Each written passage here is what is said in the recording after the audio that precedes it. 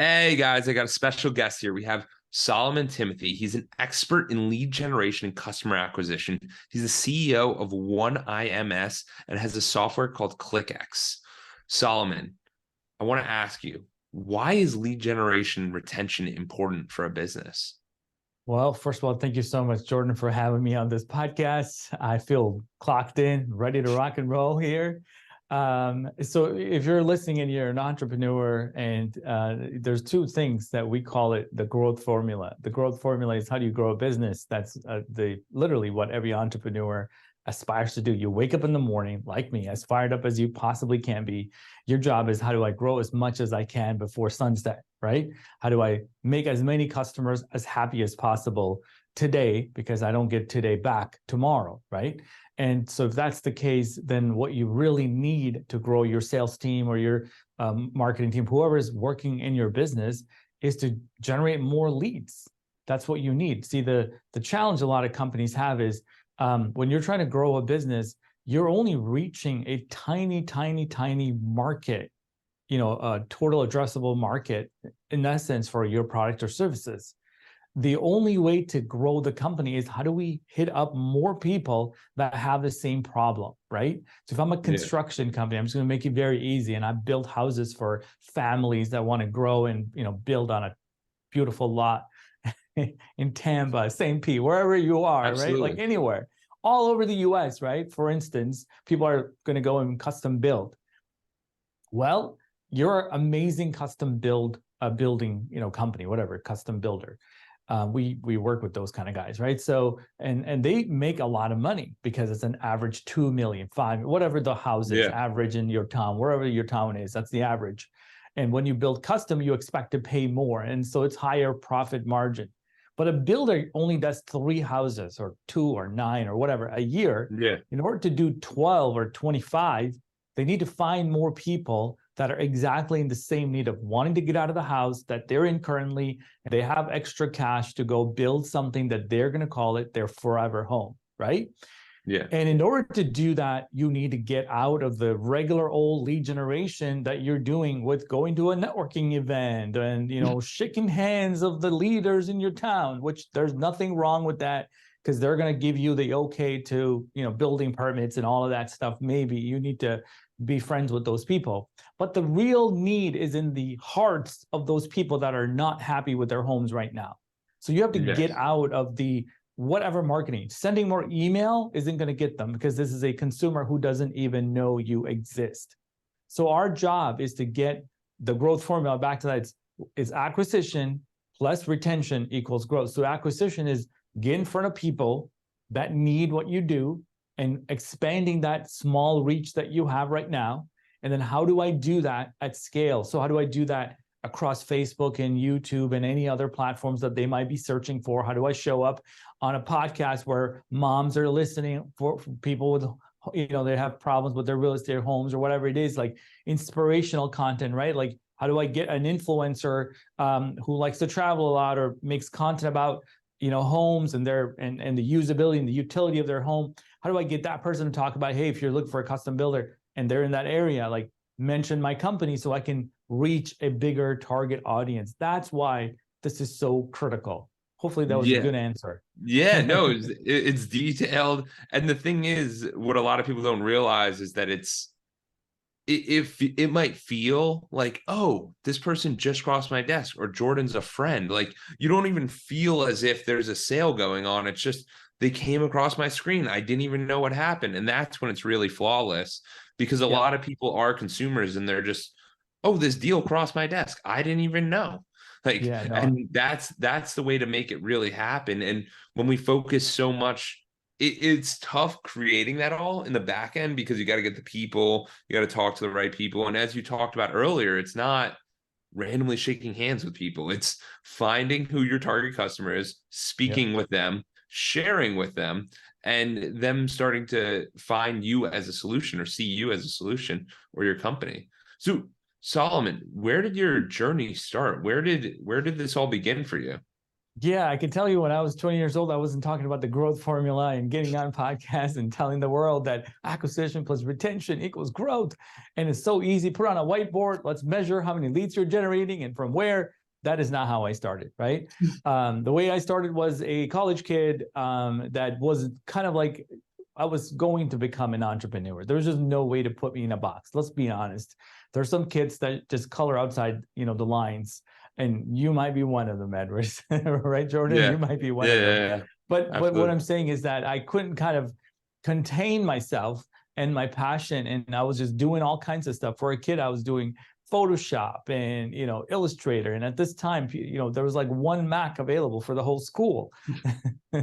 This was not the days of iPads in every kid's hands, right? Yeah. So at that time, I was pretty good at tech, and so I started building websites as a freelancer.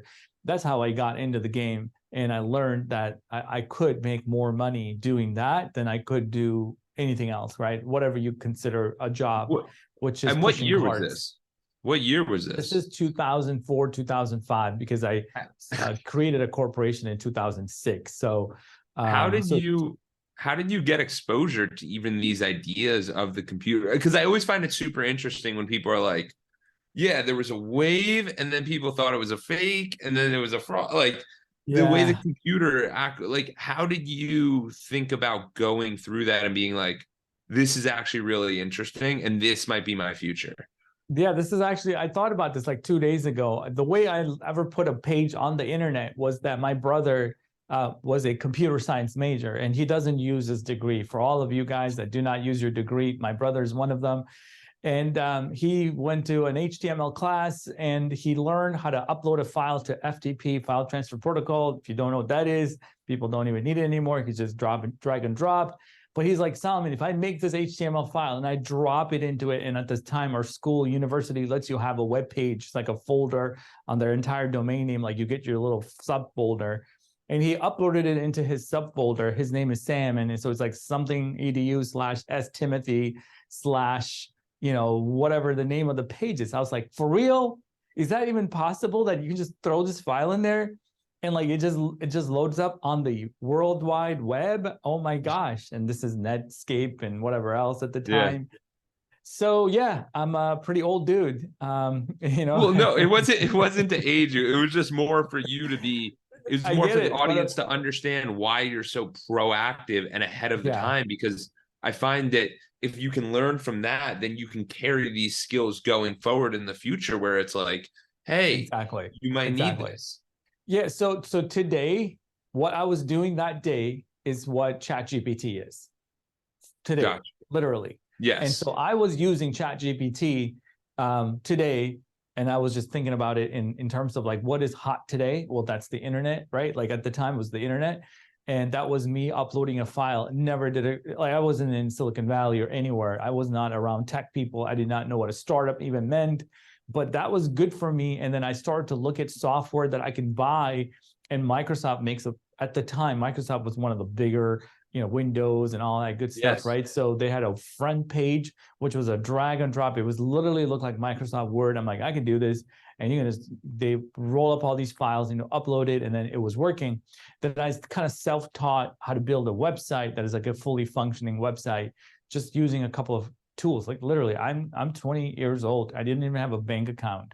I'm telling you guys right now, this is not like somebody funded this business. So anyway, I did that, and then I realized that, hey man, like people actually need this thing. And I was very much into buying domain names at the time. All of them I got rid of because it started to get expensive, right? At the end of the day. So I was just helping everybody buying their company.com and then building them a website. And then I put a corporation together, and I hired my brother because who needs a corporate job? Like he was working at a very amazing, I don't know, Fortune 50 company. I was like, dude, you don't need that. We're gonna go do this. And he believed me, believe it or not. It's crazy. And And he quit his at that job. at that point, how much were you guys bringing in for someone to quit their I job? And yeah. yeah, it's a great question. So, I would have to well, we did well when I had more resources, right? This goes into hiring people and things like that. Of I wasn't course. alone. And the reason why I would use that example with my brother is it's literally proximity. So I can reach Yeah. my arm and get my brother to do something. I'm like, well, hey, do you want to do this with me? And eventually he said yes. But it was probably more than I could handle by myself, maybe like 10 grand a month or something like that. Because at Yeah. that point, I'm just 4 websites. I actually was doing like $1,500 a website until we started to charge like, I mean, look, I don't even know what website should be. It should be 30,000, right? So long story short, it was a couple websites and it was beyond me. I just couldn't do it.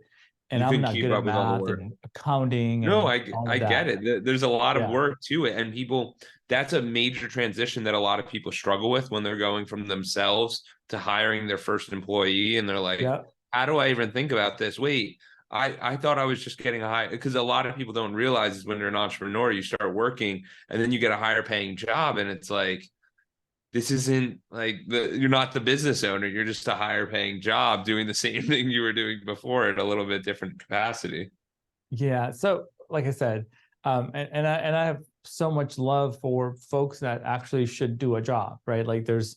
this is not for everybody, is what I say. Most people can stomach the stress and the anxiety that comes with growing a company, which is kind of where we started, the leads. And if a builder didn't have any houses to build, that's a pretty bad situation. Does that make sense?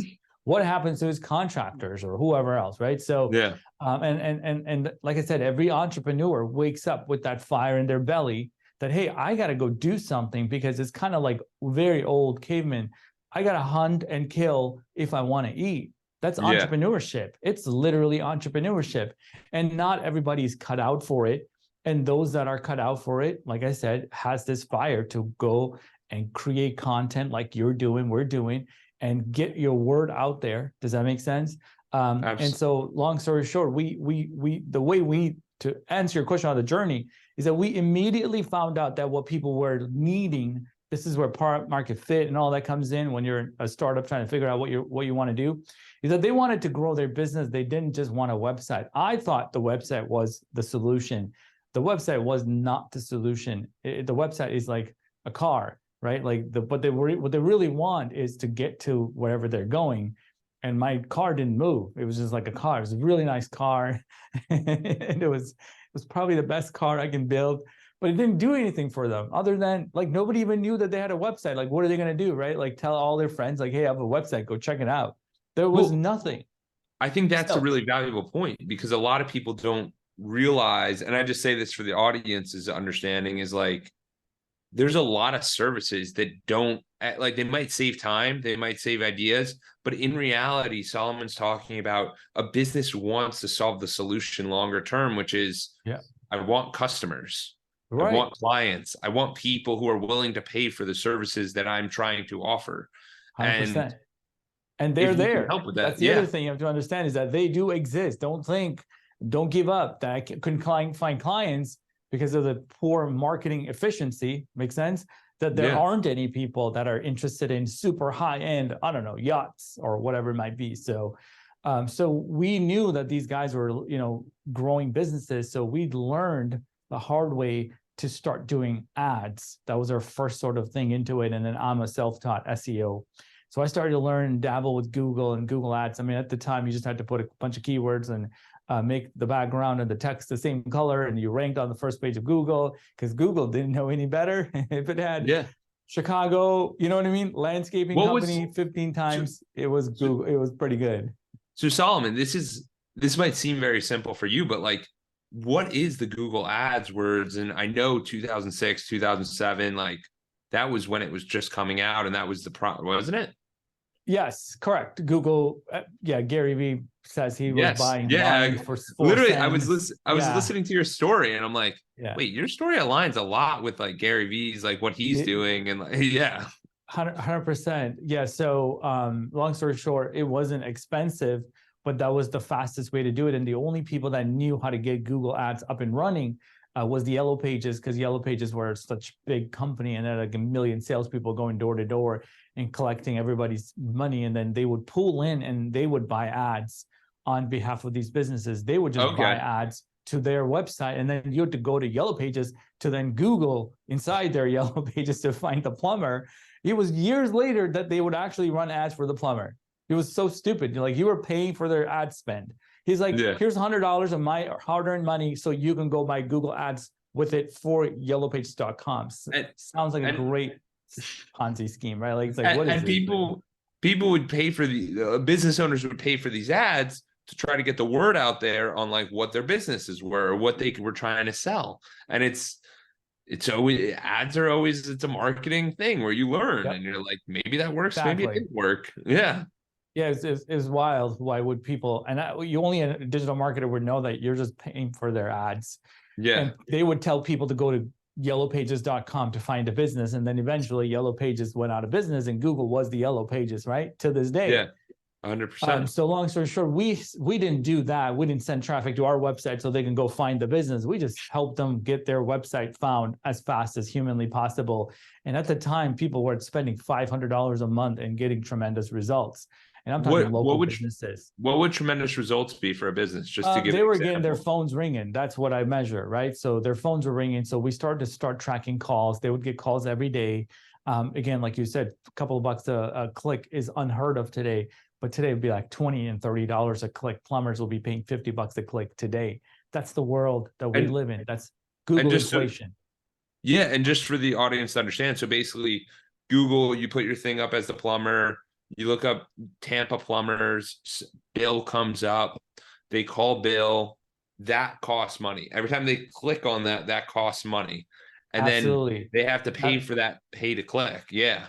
I'm on the Google side that makes Google money. That's what, and if Google's making money, then you know what I mean? That's how that's 90 some percentage of their business. I want to say 95, but 100%. Long story short, all these small businesses are investing their money into something. Like I said, that's the other side of SEO. It's like you could pay to Google, pay to play, and when your money runs out, which is $100 a day or $500 a day or whatever you put in, then your ads just stop showing. Google's like, hey, sorry, you ran out of money. So whoever's got more coins, right, in their slot machine, like, I'll take that guy's money now. You're done for the day. So it's a managing of that expectation of what they're spending and what they're getting. On the opposite side is the search engine optimization, which you don't pay to Google. You work really hard on your website, making your website more and more and more efficient and better loading, better looking, better user experience, more content. It's really, really hard and competitive. But at the end of the day, you don't pay anything, because you could pay $5,000 to an SEO company and get a whole bunch of traffic, or you can pay $5,000 and get, like I said, maybe 100 visitors, and that's it. Whether they buy or don't buy, Google couldn't care less. And I'm a marketer, so I give Google's perspective, and I also get the business owner's perspective, right? So SEO is a long-term thing. That's why people don't want to do that. They want the instant gratification because they haven't really built a brand for themselves. So nobody really knows them. So they're desperate, kind of like that builder, to get more customers. So they go wherever they can get fast results. So we like a hybrid approach. If you really want to spend money and you have $15,000 to spend, I might put $7,500 on Google and $2,500 on Facebook and $5,000 on SEO. So I'm actually helping you out long-term rather than such a short-term, only do Google and take all 15,000 and have a crappy website. And you literally are living paycheck to paycheck digitally. Well, I mean, what ends up happening, so like the audience might be sitting there wondering, like, why would a plumber pay for this $100? Because they can have the $100 of ad spend, they can get 2 clients, they can go out, they can do 2 plumbing jobs, make $800 off that 100. So now you're sitting there and you're like, okay, the ads are working, we can make money.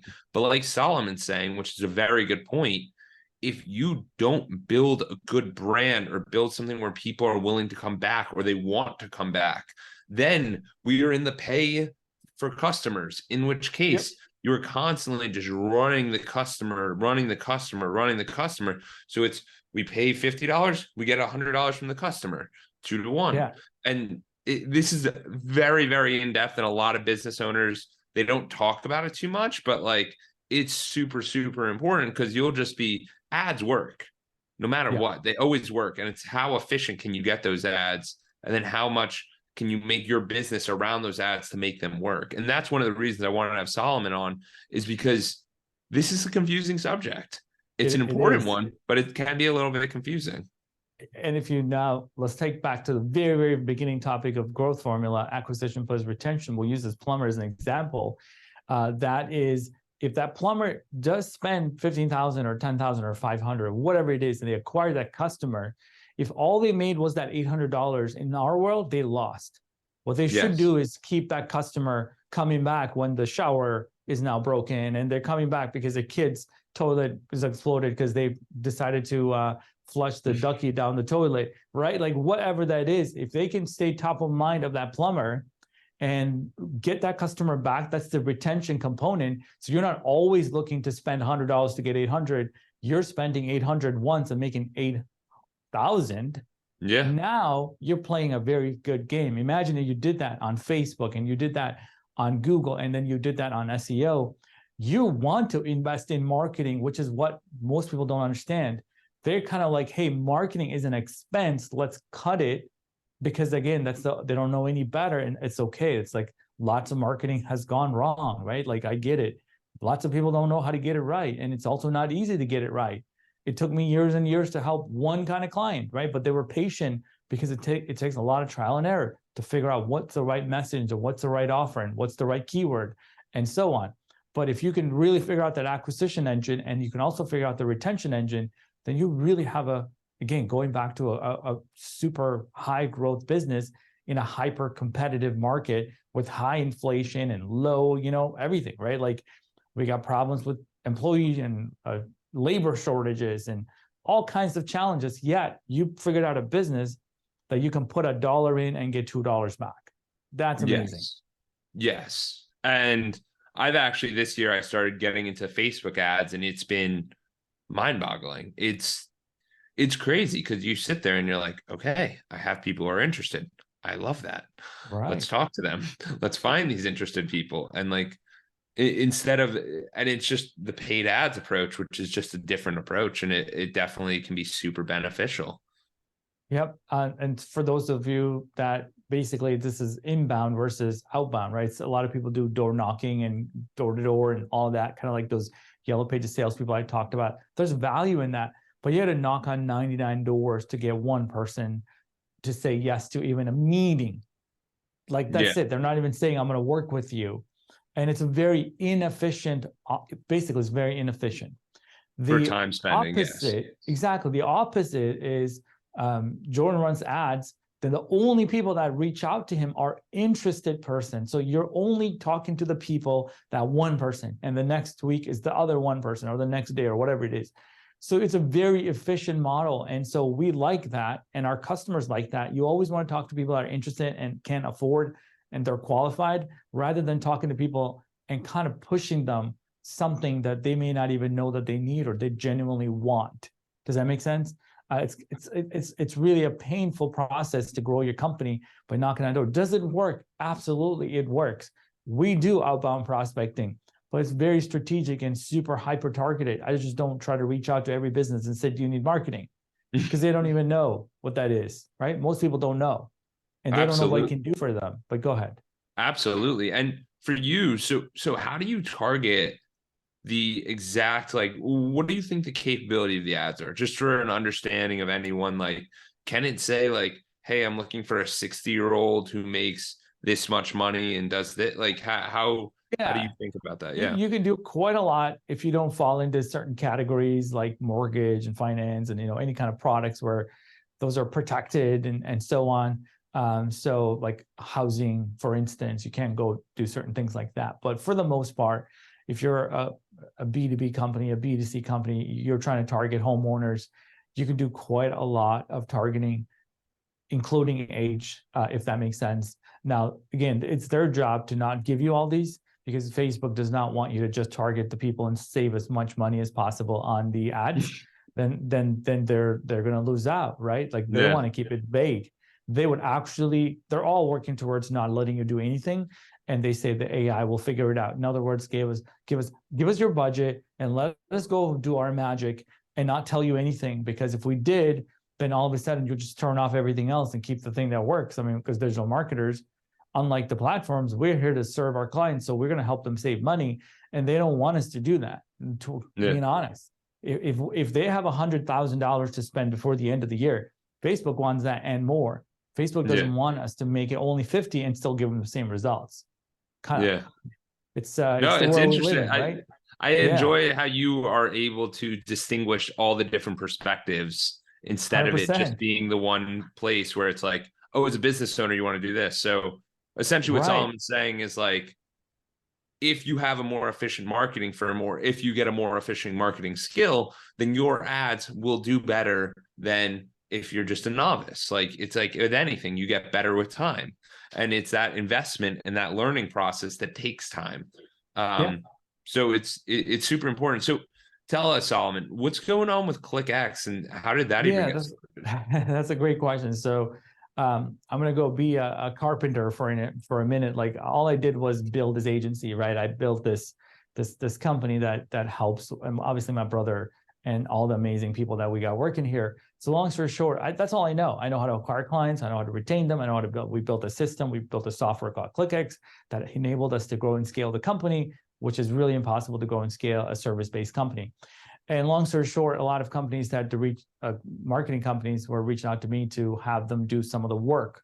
We were doing what we call white label fulfillment because we were pretty good operation. And it's really hard to do this. I'm being completely frank with you. It's kind of like that builder, like try building 12 houses all at the same time. Like, it's really challenging, right? So that led me to understand that there's a whole lot of marketing agencies out there that are equally struggling, if I may, to grow and scale because they don't have leads, they don't have sales, sales system, sales process, sales people, sales everything, just like we shared. And they don't have really good fulfillment capability to grow. So we built a completely end-to-end fulfillment systems. Agencies can come and hire these contractors. We literally have all the leads that they can possibly reach out to for their own sales. And we do sales training every single week. We have a sales trainer. So all we're doing is taking what we've done, taking that formula, if I may, and that framework, and then letting new agency owners, people want to start an agency, people want to scale what they have, use our framework, we call it the scale program, to grow their company. Why? Because we are very passionate about that small business owner. And I can't serve every small business owner, and you know this, right? I can only serve who I can with my 40 hours or 48 hours or 400 hours, right? That's it. I'm one human. But we are able to serve these agencies who then can go and serve those small business owners, small and medium-sized business owners. That's, I think we coined the one-to-one to many. Does that make sense? Yes. We can empower them, and they can go and empower hundreds of businesses, and they win. The small business wins, so they can take care of their family, their friends, and their employees and everything else. The agency that we're serving works, and then we are just literally taking all our years of knowledge. So that experience, I think, is the most expensive way of learning. So these guys don't have to learn the hard way. Because like I said, I didn't have a master plan, and I wasn't talking about the growth formula when I was 20 years old, and I didn't write a book, and I didn't do any of that because I didn't know, right? It took me a long time to do that. And if I can do that in 17 months for these guys, then man, we've done a great job. And I'm a very impact-driven person. And so we look at the value of that versus what we could, make in a client transaction. And I think that goes a long way. That's why we're here. It's super important to realize that it can apply to the audience. Like this concept, what Solomon just described, where he views he's a marketing agency and he's helping other people who they deem competition. This is super important, that he's rising them up because he believes in collaboration, and then they can go help their own customer base. And that's the way you want to view things, not that one's right or one's wrong, but it's that there's not a competition. There's enough business for everyone. It's a collaboration. And the reason I say this is because I think Solomon did a great job articulating, understanding what his purpose is. No other marketing agency says, hey man, I'm here to help the small business owner. Like most people don't think about that. Like they understand what they're doing, but I'm saying, like, as the audience, they can apply any of this to what they're doing. Like if you work at a store, you might help people sell bags, or you might you could be the trash person. You can help people take out their trash, alleviate their stress. And when you view your job or your business as a real service to people and making humanity better, like that's incredible. And Yeah, that's this what I is think the major lesson is there. absolutely. And that's what I was passionate about when I was 20 years old, trying to help people build a website when they didn't have it. It was all about that person who's very good at what they do, but then very bad at making themselves look good online, right? They just didn't know how to do it. And as you know, we as consumers, we make buying decisions by how somebody's website looks. That's literally how we do it. Oh, they have a cool Well, video. They even have a at cool this video. day, Let's buy it. Literally, even that's how we do it. even in this day and age, it's literally you go to a restaurant and everyone's like, "Oh, did you see their Instagram? Did you see their TikTok? Did you see their that? Oh, they're not online? Are they broken? Yeah. Are they broken? Does the If restaurant exist?" Like, at this moment I see an Instagram story and I'm running to that bakery to get their sourdough bread. That's how sad it is. So I'm like, hey, I saw your story. Is it still there? They're like, yeah, we have 2 absolutely. left. I mean, But that's that's the understanding. Like, yeah. I think that brings up a really good point because it raises the awareness of all the customers. And Mm. like, you might be doing these activities unknowingly, but Yeah. like, this is what it takes to run a business. The business has to look good. So the top of mind, you're like, oh, I really like that place down the street. And they just got the food in, like, we have to go now. Or Right. this is going to be the best lunch spot. Or this is like whatever it is, that's brand. Yeah. And this is one of the 100%. best ways to do it. It's to build online because that's where everyone's attention is. Take that money, right, that you have to invest in marketing, long-term build a brand. So you don't actually have to rely on Google to do it, because what you want ultimately is, when you think about running shoes, you think of Nike. That's, Yes. you know what I mean? When you think about, I don't know, whatever it is, water bottles, you think of Yeti or whatever it is, the brand that Yeah. comes to your mind. And when you get to that level, Google Ads or affiliate marketing or anything that you might have heard, it's like this percentage of your sale. Because this Black Friday, we just passed, people that built brand, we all went and bought stuff because we're like, Yes. hey, that was the pots and pans I've been waiting on or looking for, and now it's on sale. Those people built their brand before Black Friday. You can't build a brand on Black Friday and say, well, I'm going to run a bunch of ads and then get a bunch of sales. There was a lot of people who bought stuff sort of by the moment, right? Like, just like, hey, I just saw something, so I'm going to buy. But those were not the real, true, emotional sort of purchases. People bought mattresses, I bet, because they were waiting on it to go sale. So building the brand is the ultimate game in building your personal brand. I mean, look, if you have a podcast, that's a personal brand you're building. And that's the ultimate game. However, you got to build a business, got to make money. The business needs to build a brand. Like, all of us have a brand and all the companies have a brand. It's like, it's so important that we don't forget about that, because we'll spend way less in getting another customer, that acquisition. Like, basically, if you can acquire a client for $0 because of your brand equity, and you can retain them for next to $0, come on. Yeah. It's like amazing, right?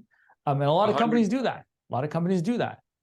100%. But it's that awareness of what you're building, because a lot of people sit here, and I have this conversation a lot where they're like, Jordan, podcast, 150 episodes, like, how much money we making? What are we doing? Like, where's this and people don't understand that it's the network effect.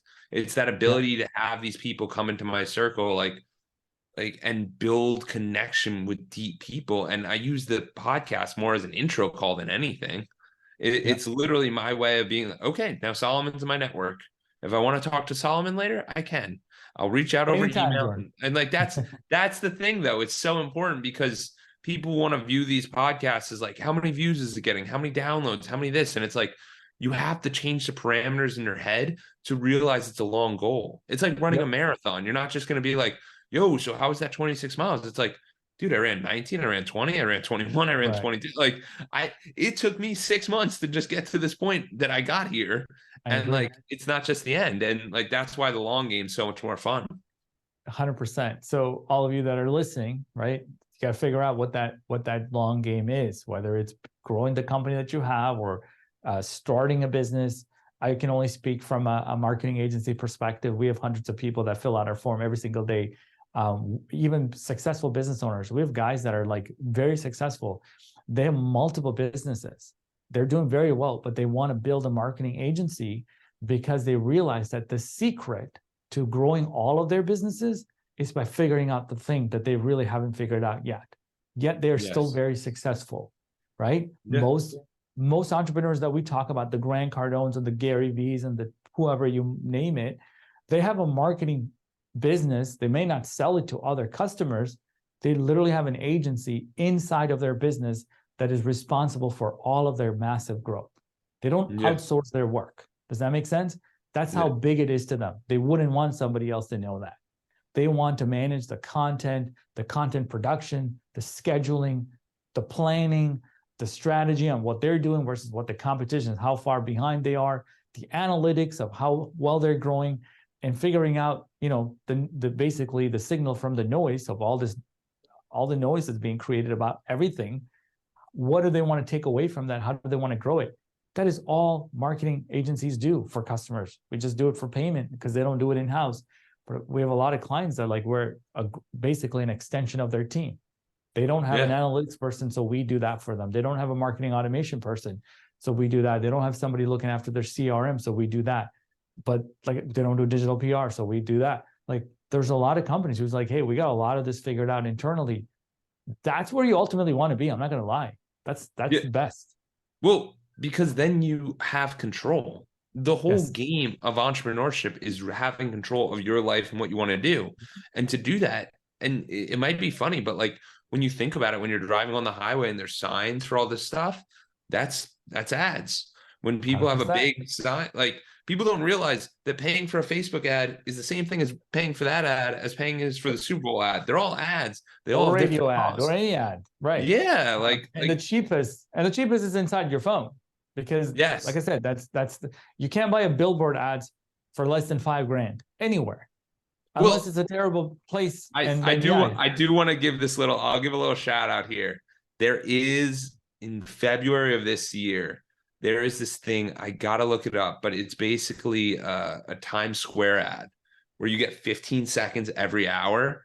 And I want to say it's $200 or something, but you're in Times Square, which is incredible. It's the best. And I'll drop that in the show notes just because the audience, that is a very unique experience. But if you look at the real guys advertising in Times Square, thousands and thousands and thousands. Right. This is also for one day. One day. It's not you're not going to move the needle that much on one day. But when you have, if you look at a lot of the movies, they're running for months on end, and it's the same loop because you're getting different people every time. Right. What I was saying is that a billboard's $5,000, but you can start ads on Facebook for $5 a day, $10 a day, right? Yes. And I do want to add my input there is because originally, beginning of this year, I was Facebook ads make no sense. They're just money. You're just throwing away money, because I didn't know the parameters of what it is. And Solomon's so right, where it's, hey, you can go as little as $5 a day. You can go up to probably $10,000 a day, if not more, whatever they'll let you do. But it is important to realize that you can start it, you can set the dates, you can do a lot of different things, because it doesn't have to cost as much as you think it does. $5 a day over a 2-week span, that's 14 times, that's $90. What are we talking about? There's no reason for you to not do it. And they're also actually $70. Actually $70. So easy, right? They're making it so easy that business owners can go in and try to do it. Now, you might be doing it wrong, but until you make enough money to pay somebody else to do it and have an agency that costs $2,500 or more per month to do it for you, that's kind of where you want to be. You don't want to go and shell that out if you don't have that yet. So work up to it, where it's hey, this is becoming a burden. I don't want to do it. I'm going to pay somebody else to manage it for me. And here's $2,000 or $3,000 or whatever many $1,000 to manage this Facebook ads thing for me, please. And they'll do a way better job. I'm not going to lie. I mean, agencies they deserve every penny that they charge. Because when you think about it, think about anything, right? You develop skills by getting reps. Right. If the agency, all they do is run ads, they would sit there and go, that makes sense. That makes sense. That makes sense. You start to see other trends, because they're not just getting you for the first time and learning. They've been doing all of these other people, and then they're up and they're like, okay, let's see what it is. Now, I do want to say also, it's a good skill to learn. Solomon's saying, get started for $5, $10, and you can learn so that you can check the agency and make sure that they're doing it right. But there's Yeah. just many different approaches to these things. It's not Yeah, no, always as 100%. easy as, yo, you should do this or you should do this. I think it's the entrepreneurial journey, like Solomon's talking about, is a continual learning. How do you 100%. stay so open to learning? Because I feel like there's so many things going on and you can get overwhelmed and think Yeah. this isn't important. But So, how do you think oh about that? man, personal development. This is one of my favorite topics. I think it's an investment. Number one, it's not an expense. So I spent a pretty significant amount of money because, like I said, I was getting coached about a year into the business. I had an executive coach. Then I realized that that executive coach was trying to, make me into a $200,000 CEO, and I was not ready for that. I needed business. Like, how do I grow a business? Because he was kind of dealing with higher level entrepreneurs than I was at the time. So I went and signed up with a company called eMyth, which is one of the best books ever. And I've gotten to know Michael E. Gerber very personal because I've been like a huge fan of building systems and process. Then I went and signed up for the Scale Up, which is again, you probably don't know. Scaling Up is another kind of a system. Then we signed up for EOS, which is the book that's called Traction. I mean, endless amount of coaching programs that I can sign up. Now I'm in like 4 or 5 of them. Like literally, I cannot handle it. I couldn't even watch their videos. If there is a coaching I can purchase, I will purchase it if I feel like I need to improve in that area. I have a sales trainer since 2018, and that sales trainer even taught all my account managers how to talk and how to get customers. So, and to this day, I'm investing in so many different things because I know that I don't know everything. 100%. People that their agencies wouldn't come to me if they don't have that concept in their mind, because they're like, I know how to grow a company. Then go ahead and grow it, right? Like nobody's stopping you. It's a free world, so go do it. But there are so many hungry entrepreneurs that literally says, look, I don't know what I need to do. I don't know how to close. One of my next book is going to be how to get a 10K retainer. A lot of people are scared to ask for $10,000 as a retainer.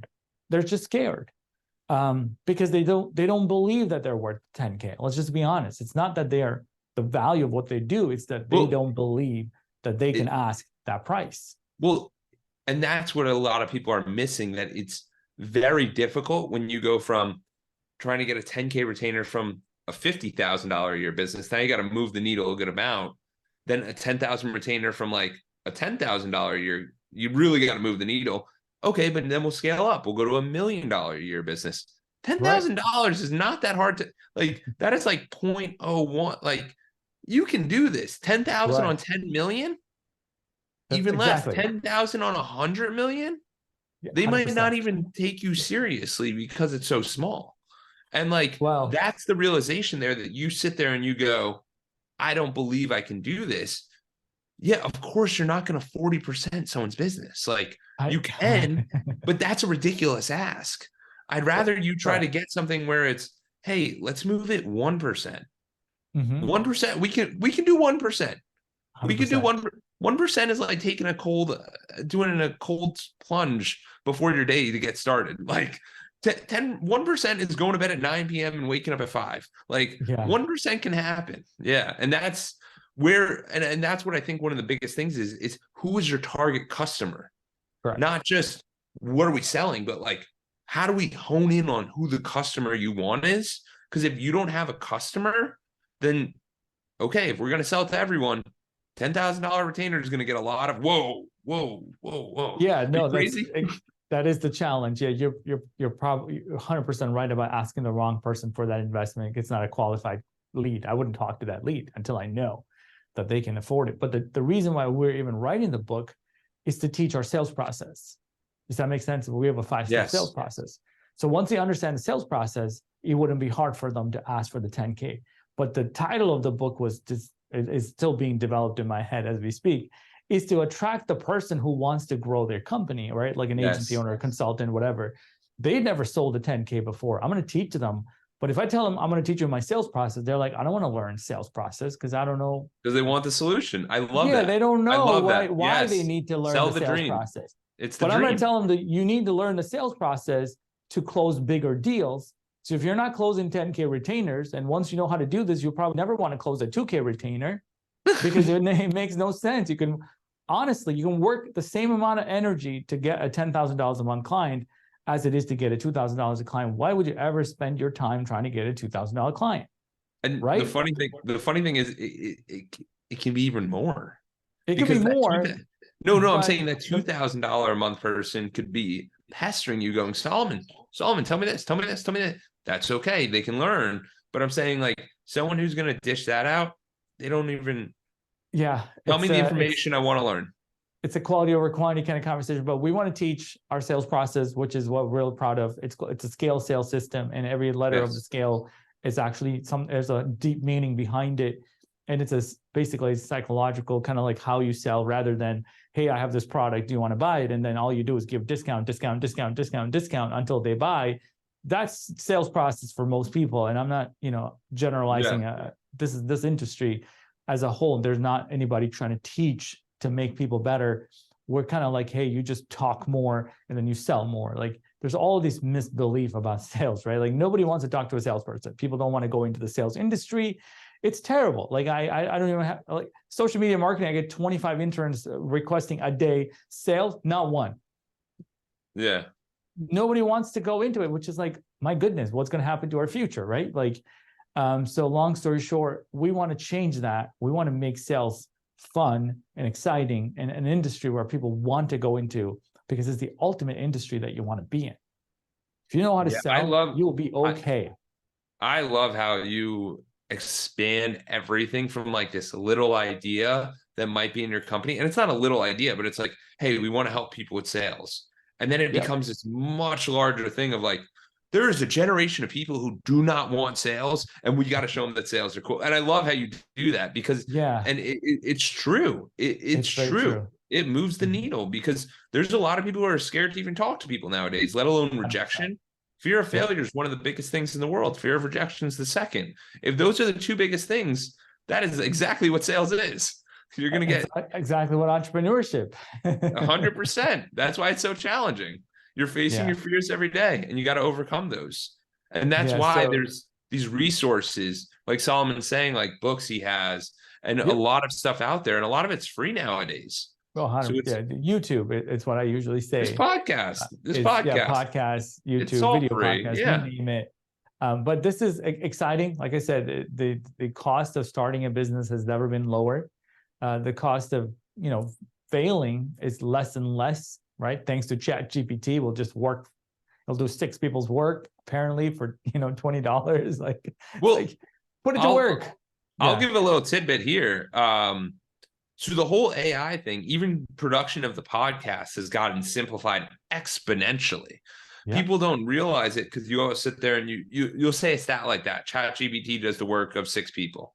What does that even mean? So you start diving in, and I use a hosting platform called Buzzsprout to put my podcast. So I download it from Zoom and I put it on Buzzsprout. Now, the cool thing about Buzzsprout, it added a $20 feature. So it's $20 extra a month. And they do a description for me. The entire podcast, they take our audio and they write out the entire description for me.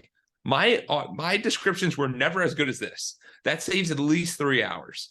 2, they started writing me a blog.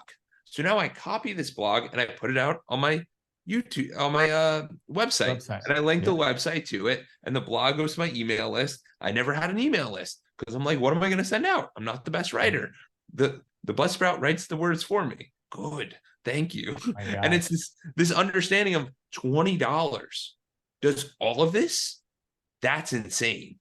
Like, the frictionlessness of the podcast, like, even the podcast in general, I didn't start until 2020, because there was some stuff that I was like, I don't really know. And then I started to realize everyone's at home for COVID. Let's take advantage of this. Let's capitalize on this. And it's just getting easier and easier and easier. But if it's not easier if you're not in it, it's not easier if you don't realize what's going on. So this is kind of a call to the audience to, like, get started.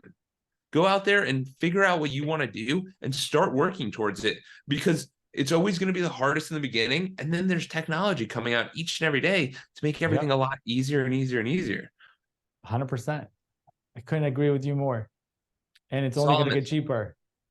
It's cheaper and easier. Solomon, you're the man. Where can people find you and hear more about ClickX and all of that? Yeah, so ClickX is easy. It's clickx.io. My handle is stimothy, and my website is timothy.com. That's THIMOTHY. I have an H in my last name. I'll thank my parents for that. Timothy.com. Awesome. Thank you. My pleasure. Thanks for having me.